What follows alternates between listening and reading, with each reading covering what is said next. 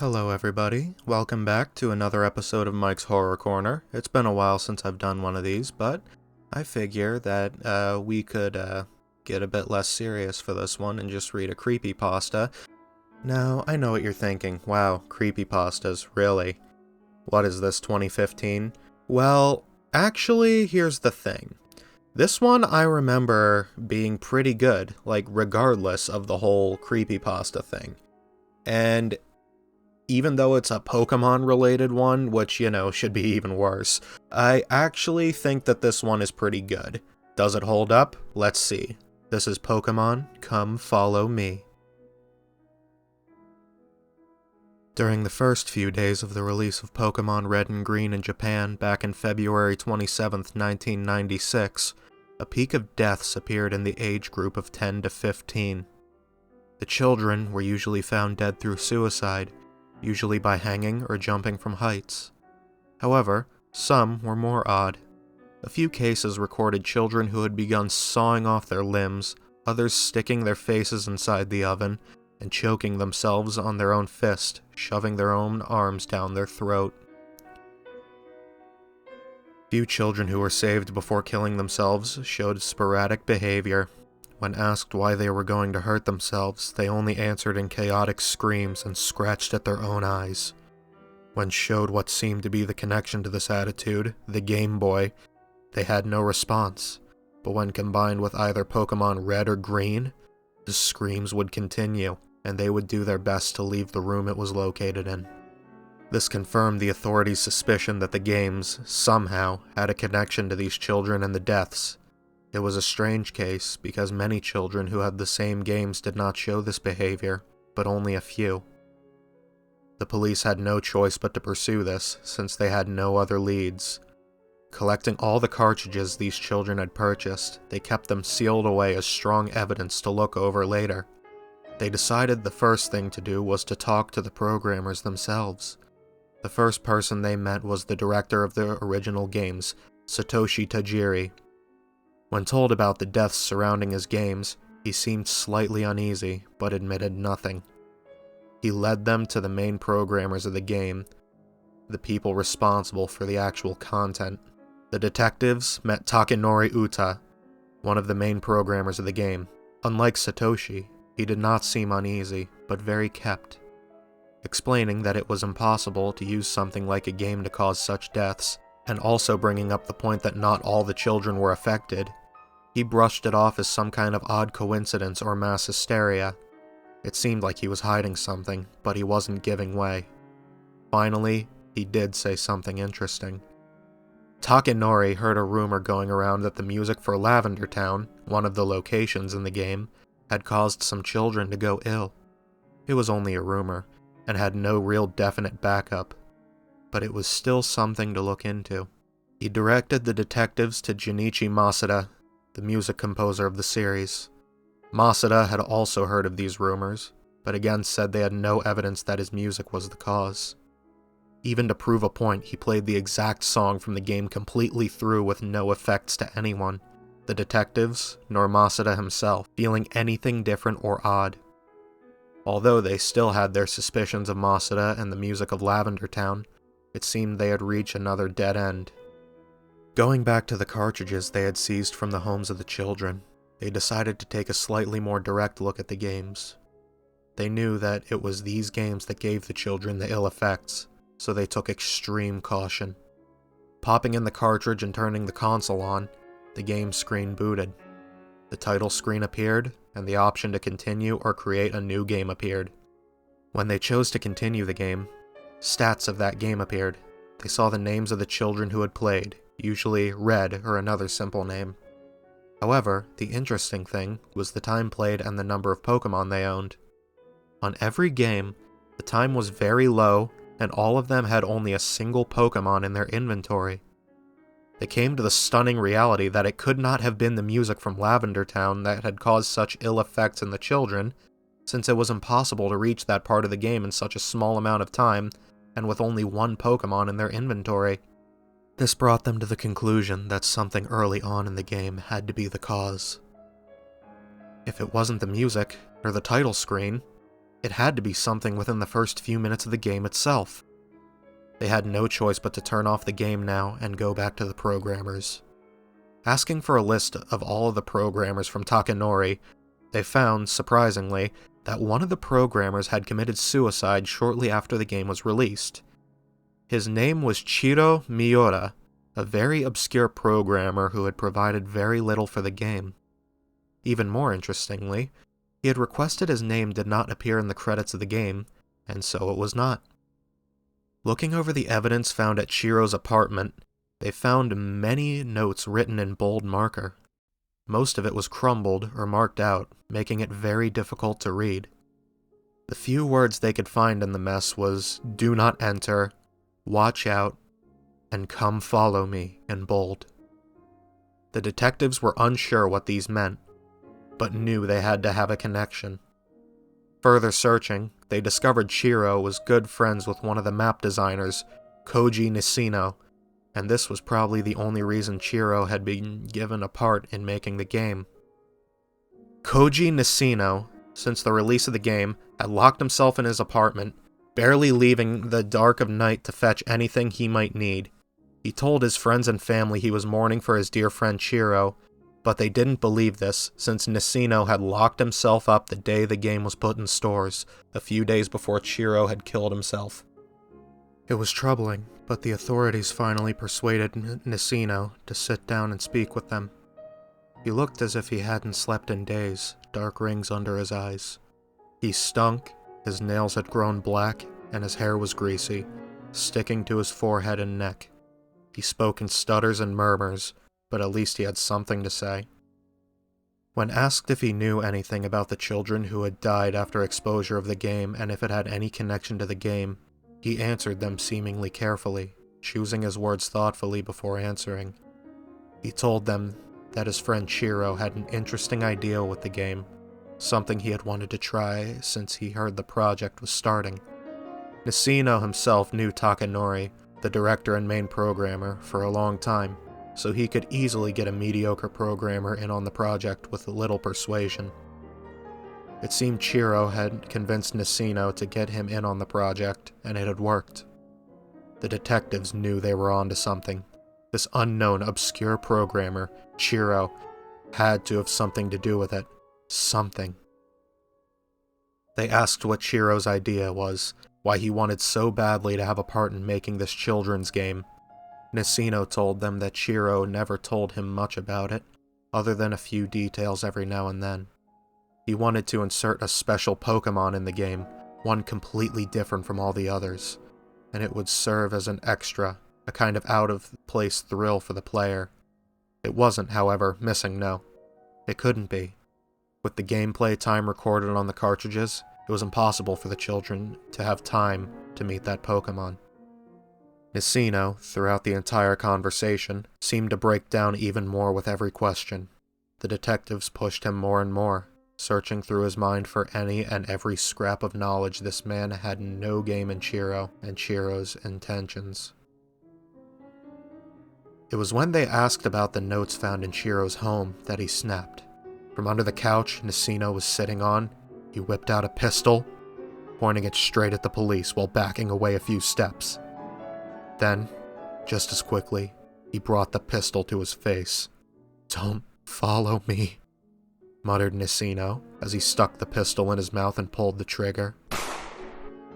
It was too quick for the police to react. It was done. Nishino had killed himself, repeating slightly differently what was written on one of Chiro's papers. It seemed all leads had finally died. The team who had created this original game were splitting up, becoming harder to find. It was as if they were keeping a secret. When the police finally managed to talk with anyone who had parts in the game, even the obscure character designers or monster designers, it seemed they had nothing of interest to say. Most of them didn't even know Chiro, and the few who did only seen him once or twice working on the game itself. Throughout all of this, the only confirmation they had was that Chiro was indeed the one who had worked on the very early parts of the game. It had been a couple of months after the original children's suicides, and the death rate had dropped dramatically. It seemed that the game was no longer giving any ill effects to any children. The callback of the games that was planned was cancelled, since it seemed the game was no longer harming any children. They had began to think that maybe Takanori was right, and it was all just a very odd coincidence or mass hysteria, until they received the letter. It was given to one of the detectives himself, quite directly, out on the street. It was a woman who gave him the note, a very frail, thin, sick-looking thing. She gave him the letter quickly, telling him it was something he needed to see, and without waiting for a response or another word, she disappeared into the crowd. The detective brought it to his office, and calling the others in, he brought it out and read it aloud. It was a letter written by Chiro himself, but it wasn't one found at his apartment. They had thoroughly searched and cleared out the place, so wherever this letter had come from, it wasn't kept at his home. It was signed to be given to Nacino. It started off quite formal, a hello, how are you, regards to the family and such.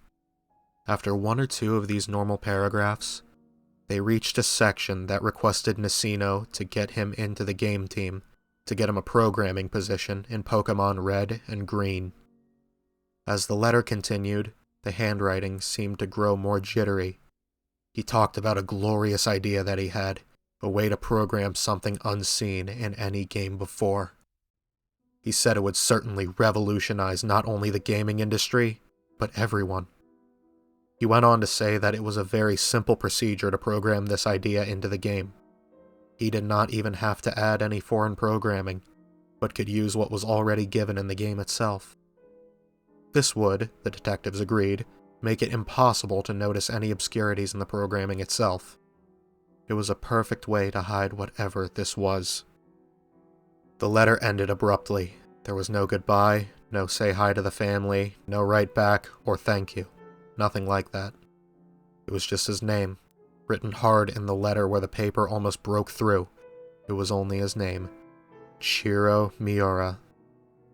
This was the nail in the coffin for the detectives.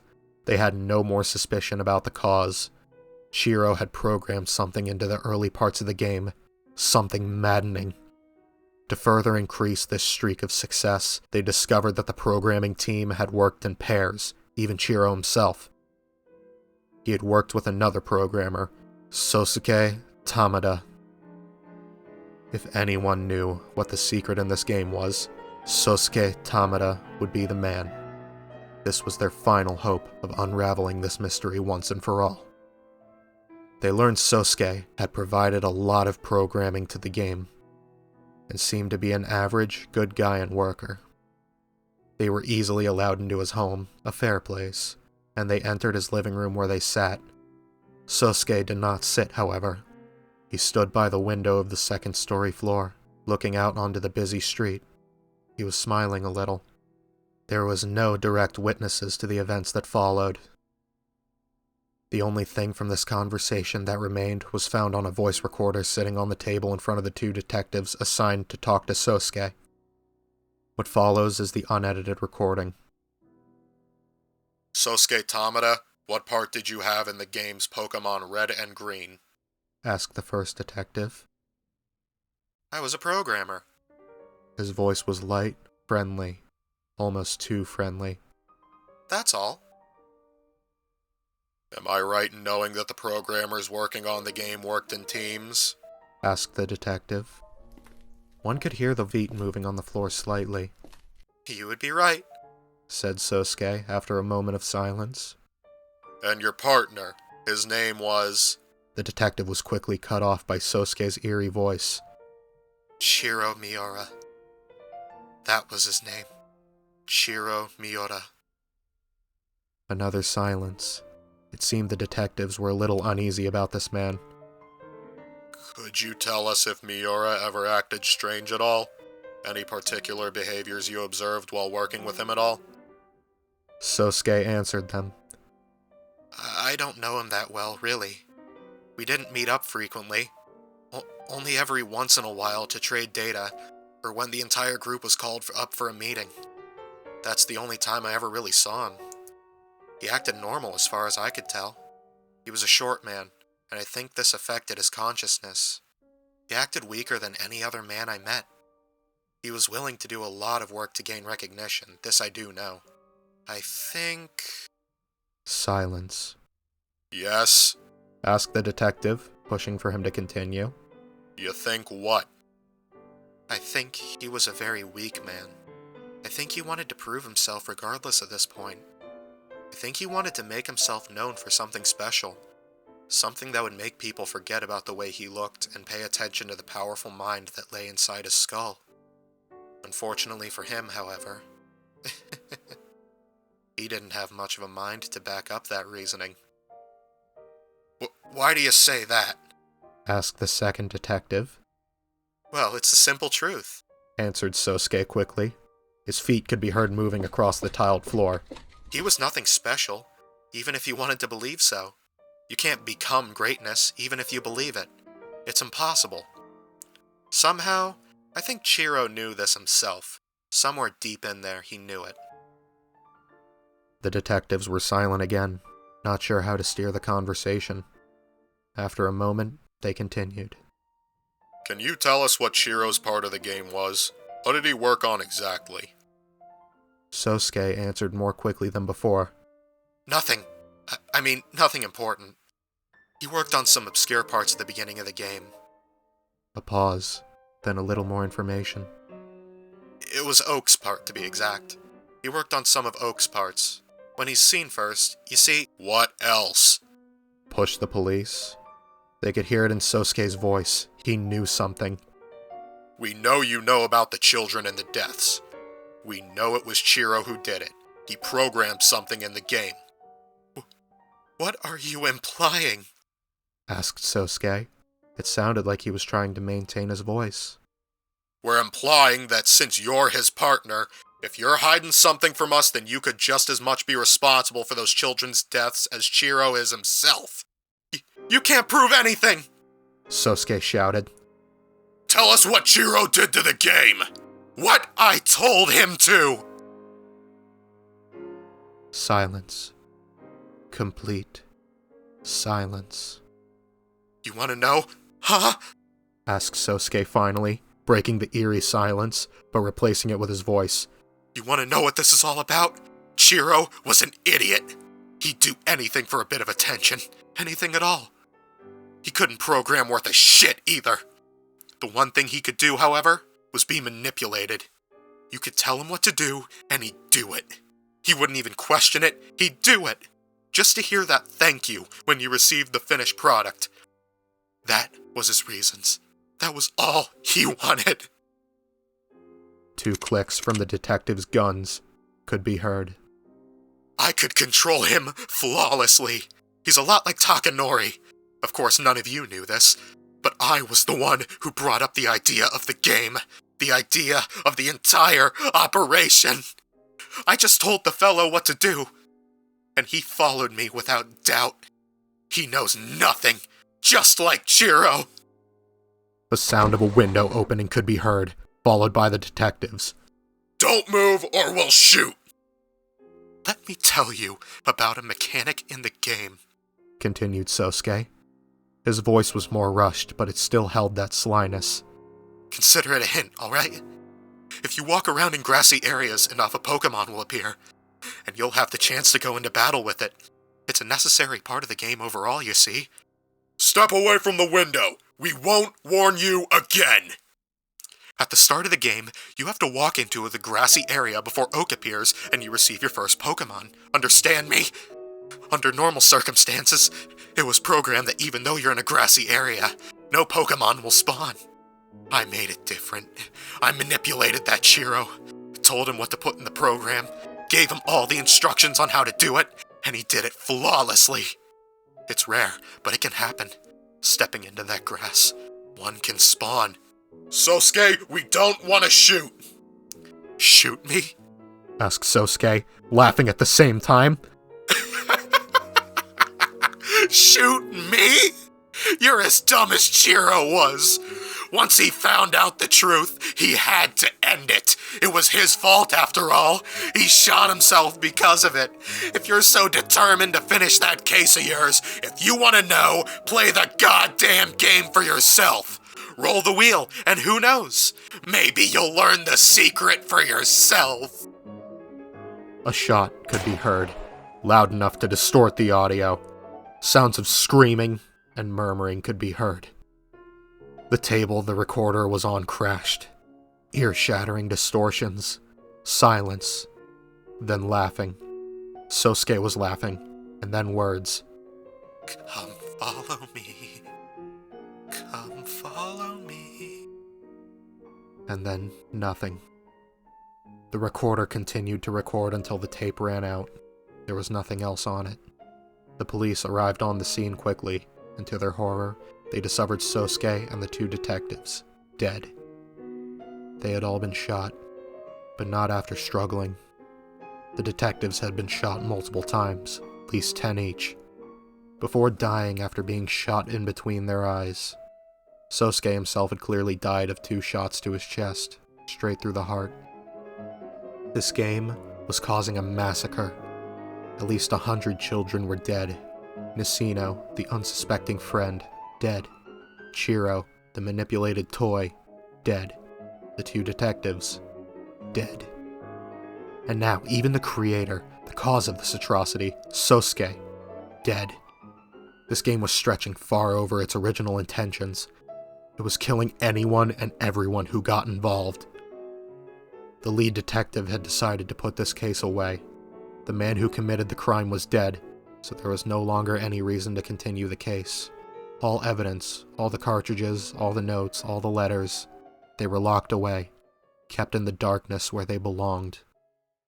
There were talks about the entire thing, small conversations every now and then, but over the years even these began to fade away. Eventually, the case was only a memory in the minds of those who experienced it firsthand. 10 years passed. February 27th, 2006 was the date. The lead detective, a man who locked away the original evidence 10 years previous, was reminded of the awful event that occurred. Although he was no longer in the force, he still had access to files and was helped when he could. The reminder of the event caused him to look back, to open the sealed container that held all the evidence collected. He read through the letters and the notes. He remembered the woman who had appeared to him on the street that one day handed him that letter that led to the change of the entire case. He wondered who she was and where she had come from. Perhaps she was Chiro's mother, or maybe Sosuke's. It was far too late to pursue any of this. Far too late. Sealing the container again, he saw a second one directly behind it. Pulling it out, he read the note on top of it. Evidence number 2104A. He opened it up and looked inside. Filling the container were exactly 104 Pokémon Red and Green cartridges, each one in perfect condition, untouched since the day they had last checked them 10 years ago. He reached in and pulled one out. Pokémon Red. He hadn't seen one in a long time. He didn't know what he thought next, but he reached in his desk and pulled out an old Game Boy. He received it a long time ago, but it still worked. It was his son's, but he had died a few years ago. His wife was gone too. That was then, though. Popping in the cartridge in the back of the Game Boy, turned on the system. The title screen. Then the option to continue or start a new game. Tanaka. That was the child's name. The one who played it first. He was probably dead, along with all the others. He pressed New Game, and started the new game. It was normal, average. He walked around, talked to his mother, went outside. He started walking towards the grass. In his head, he could still hear Sosuke's words. Even though he was not there, even though he had never seen the man in his life, he could still see him, hear him. Come follow me. He was getting closer and closer, only a step or two away. Roll the wheel, and who knows, maybe you'll learn the secret for yourself. He entered the grass. The screen did nothing at first. Nothing at all. Just sat there, and so did the detective, completely frozen, as if time had stopped just for them. The screen went black, and then lit up again, the iconic green background with black text appearing. The lead detective's weary eyes grew wide. He couldn't help but read out what was there in front of him. "Come follow me. Come follow me. Come follow me. I miss you, Dad. I miss you, my husband. I miss you so much." Tears formed in his eyes, falling down his cheeks. Screens and screens of text appeared, and he rapidly clicked the A button to continue it. It was his wife and his child. They were speaking to him, calling to him, crying with him. They wanted to see him. They loved him. He loved them. "I love you too," muttered the man in a hoarse, scratching voice. "Come follow me. Become new again.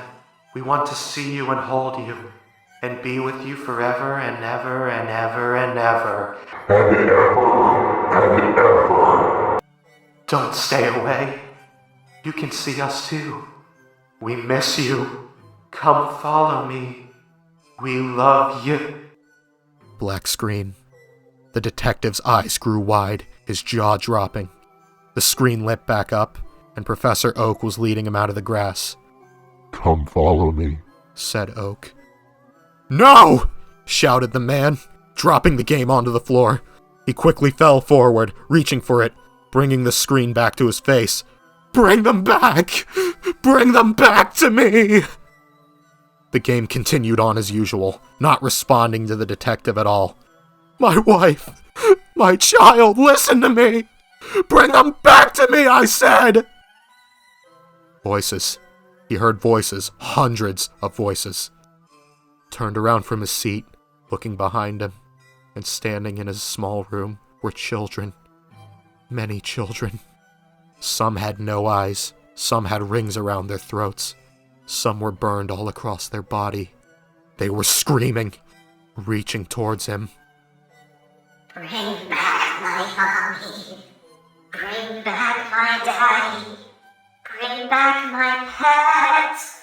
They all screamed out, reaching for the game, their mouths agape with horror and pain. "I don't want them to go away. Bring them back to me. Bring them back to me." "No!" shouted the detective. "It's mine! My family is here! Don't touch it!" Horror was across his face. "Come follow me," said a voice. The lead detective looked over, and in the corner of his room, next to an old desk, was Sosuke. He stood in the corner, tall, handsome, clean. A smile was on his face, stretching across it. "Come follow me." The lead detective jumped up, stepping back, trying to force away the children crawling towards him, reaching out for the game held tightly within his hands. What's going on here? What's going on? Where's my family?" Sosuke smiled generously. "I'll show you. I'll help you get away from them, you see. Just follow me." Sosuke reached down and opened a drawer on the old desk. The lead detective, pushing through the crowd of children, trying to get away, looked inside. Sitting there, covered with dust, was his old gun from when he was on the force. He had not used that gun in many years and had put it away, not wanting to remember the things he had to do with it. But right now, he didn't see it as something that caused pain or that killed. It was shining. It was light. It was something that could set him free. "Just follow me," said Sosuke, picking up the gun and putting it in the lead detective's hand. He formed his hand to hold the gun, then brought it up to his temple. "Just pull the trigger. That's all." The lead detective turned around. The children were crawling at him, grabbing his legs and pulling at him. They reached for the game. He turned back towards Sosuke and smiled. "My family, I'll follow you." He pulled the trigger. Bang! His brains spread the wall as he fell to the ground, dead. It was a few days before the body was discovered. It lay on the floor, blood everywhere. In one hand, held an empty gun, and in the other was a classic Game Boy with Pokémon Red on the back. The battery had long died, and only an empty, black screen was left. This was the final murder that the remaining authorities would allow. The last detective who was ever a part of this case personally carried all 104 cartridges away and burned them all, making sure not a single one survived. There would taunt no more.